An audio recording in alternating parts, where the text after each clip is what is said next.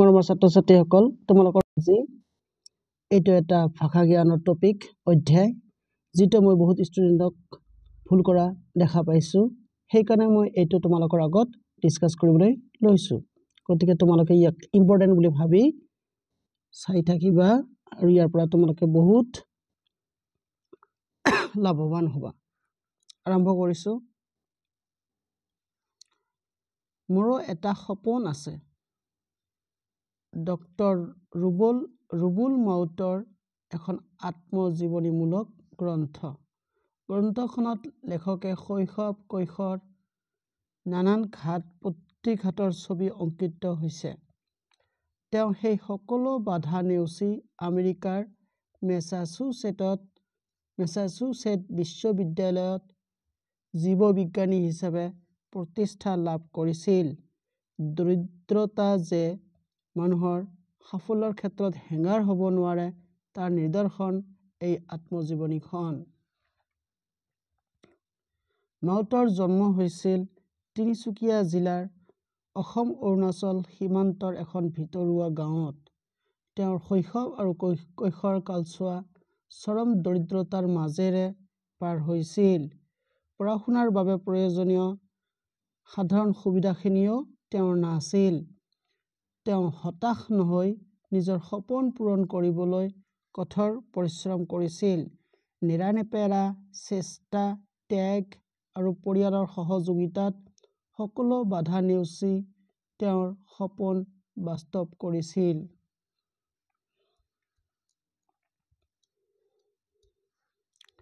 গ্ৰন্থখন 4টা অধ্যায়ত বিভক্ত প্ৰথম অধ্যায়টো শৈশৱ এই অধ্যায়ত প্ৰাথমিক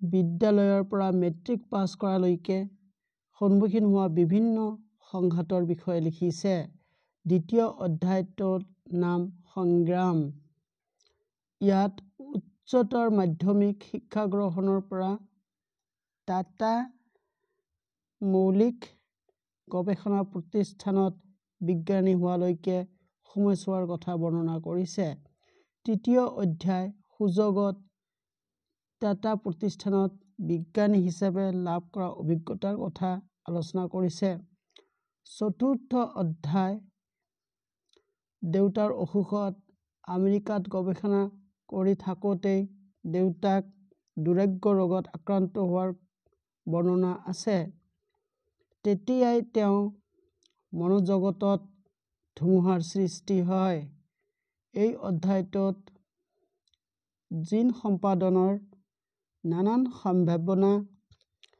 সম্ভাৱনা প্ৰযুক্তি ইত্যাদিৰ বিষয়ে বৰ্ণনা কৰিছে গ্ৰন্থখনত প্ৰতিটো পৃষ্ঠাত আছে ৰুবুল মাউতৰ সংগ্ৰামৰ কাহিনী অতি সহজ সৰল ভাষাত তেওঁ নিজৰ জীৱন কাহিনী বৰ্ণনা কৰিছে মাউতৰ এই গ্ৰন্থখনি এখনি অনুপ্ৰেৰণামূলক গ্ৰন্থ কঠোৰ সাধনা আৰু দৃঢ় মনোবল সফলতাৰ মূল চাবিকাঠি এই কথাই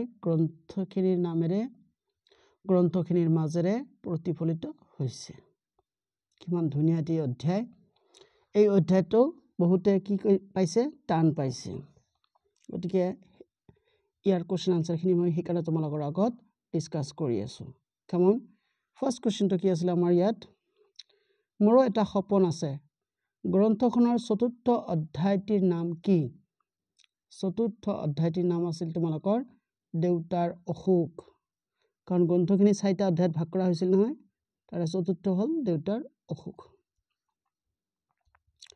নেক্সট কোৱেশ্চনটো আছে তোমালোকৰ এনেকা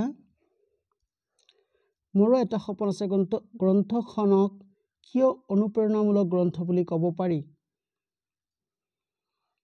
এখন ডক্টৰ ৰুবুল মাউতৰ আত্মজীৱনীমূলক গ্ৰন্থৰ বাবে এই গ্ৰন্থখন লেখকে 4টা খণ্ডত লিখিছে বাবে গ্ৰন্থখনত লেখকে অতি সহজ সৰল ভাষা ব্যৱহাৰ কৰিছে বাবে লেখকৰ জীৱন সংগ্ৰাম আৰু সফলতাৰ কাহিনী থকাৰ বাবে কোনটো হ'ব এইটো হ'ব তোমালোকৰ ৰাইট অপচন নেক্সট কোৱেশ্চনটো আছিল তোমালোকৰ এনেকা লেখক ডক্টৰ ৰুবুল মাউতৰ মনোজগতত কিয় ধুমুহাৰ সৃষ্টি হৈছিল পঢ়া শুনাৰ বাবে প্ৰয়োজনীয় সাধাৰণ সুবিধাখিনি নোপোৱাৰ বাবে, শৈশৱ আৰু কৈশোৰত নানা ঘাত প্ৰতিঘাত পোৱাৰ বাবে, আমেৰিকাত গৱেষণা কৰিবলৈ সুবিধা পোৱাৰ বাবে, দেউতাক দুৰাৰোগ্য ৰোগত আক্ৰান্ত হোৱাৰ খবৰ লাভ কৰাৰ বাবে। এইটো হ'ব তোমালোকৰ ৰাইট অপশ্যন। নেক্সট, মোৰ এটা সপোন আছে গ্ৰন্থখনৰ যোগেদি কি আদৰ্শ লাভ কৰিব পাৰে? পাৰেনে? পাৰি। কঠোৰ সাধনা আৰু দৃঢ় মনোবল সফলতাৰ চাবিকাঠি। নিজৰ সপোন পূৰ কৰিবলৈ লেখকে কঠোৰ পৰিশ্ৰম কৰিছিল। পৰিয়ালৰ সহযোগিতা লেখকে নিজৰ সপোন পূৰ কৰিছিল। কঠোৰ সাধনাৰে লেখকে আমেৰিকাত জীৱবিজ্ঞানী হিচাপে প্ৰতিষ্ঠা লাভ কৰিছিল। কোনটো হ'ব তোমালোকৰ ৰাইট অপশ্যন ইয়াত? কঠোৰ সাধনা আৰু দৃঢ় মনোবল সফলতাৰ চাবিকাঠি। এই কথাটো আমি লক্ষ্য কৰিব পাৰোঁ তেখেতৰ গ্ৰন্থখনৰ যোগেদি।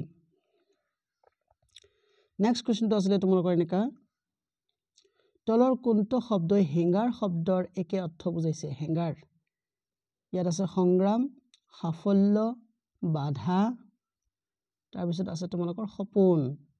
কোনটো হ'ব তোমালোকৰ ৰাইট অপশ্যন? হেঙাৰ মানে তোমালোকৰ বাধা হ'ব। কি হ'ব? বাধা।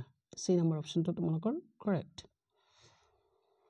তাৰপিছত আহিল তোমালোকৰ তলৰ কোনটো বাক্যত পৰি উপসৰ্গ শব্দ উপসৰ্গযুক্ত শব্দ আছে? আচ্ছা, এইটো তোমালোকৰ একচুৱেলি যদিও কোৰ্চত নাই তথাপি তোমালোকে জানি থোৱা। পৰি শব্দ উপসৰ্গ ক'ত আছে? ইয়াত চাইছে তোমালোকে পৰিশ্ৰম, পৰি যোগ শ্ৰম, পৰিশ্ৰম। ইয়াত আছে পৰি উপসৰ্গ, সেইকাৰণে তোমালোকৰ অপশ্যন এটো কাৰেক্ট হ'ব। এইখিনিতে মই তোমালোকক এটি কুৱেশ্যন দিব বিচাৰিছোঁ, তোমালোকে কমেণ্টত লিখিবলৈ চেষ্টা কৰিবা। কুৱেশ্যনটো এনেকুৱা, আত্মজীয়নী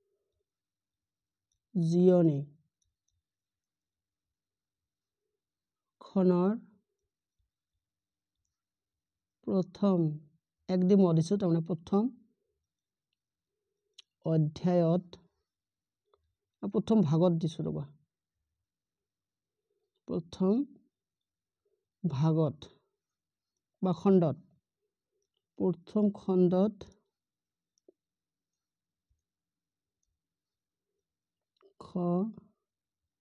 প্ৰথম খণ্ডত লেখকে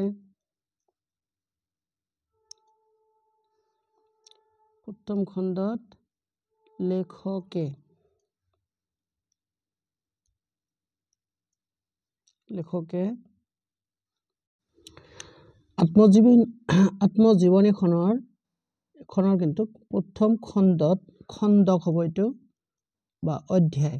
খণ্ডৰ জেগাত তোমালোকে অধ্যায় লিখিলে বেছি ভাল হ'ব। অধ্যায়ক লেখকে কি নাম দিছিল?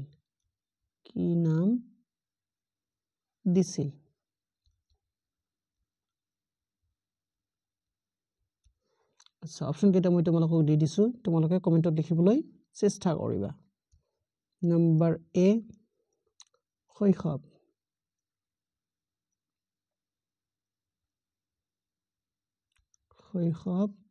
নম্বৰ বিত আছে তোমালোকৰ সংগ্ৰাম, নম্বৰ চিত আছে দেউতাৰ অসুখ,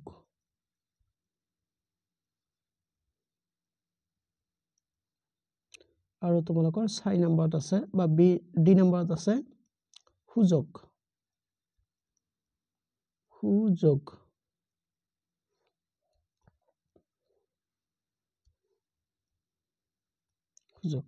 আকৌ এবাৰ তোমালোকক কুৱেশ্যনটো মই কৈ দিছোঁ। কুৱেশ্যনটো হ'ল এনেধৰণৰ যে আত্মজীৱনীখনৰ প্ৰথম অধ্যায়ক লেখকে কি নাম দিছিল? এ নম্বৰ অপশ্যন হ'ল তোমালোকৰ শৈশৱ, বি নম্বৰ অপশ্যন সংগ্ৰাম, চি নম্বৰ অপশ্যন দেউতাৰ অসুখ, আৰু তোমালোকৰ ডি নম্বৰ অপশ্যন হ'ল সুযোগ। ইয়াৰ ভিতৰত কোনটো তোমালোকৰ ৰাইট এনচাৰ হ'ব কমেণ্টত লিখিবলৈ চেষ্টা কৰিবা। আশা কৰিছোঁ তোমালোকে ভিডিঅ'টো ভাল পাবা। লাইক কমেণ্ট শ্বেয়াৰ কৰিবা আৰু প্লিজ মোৰ চেনেলটো ছাবস্ক্ৰাইব কৰিবা। চোৱাৰ কাৰণে ধন্যবাদ।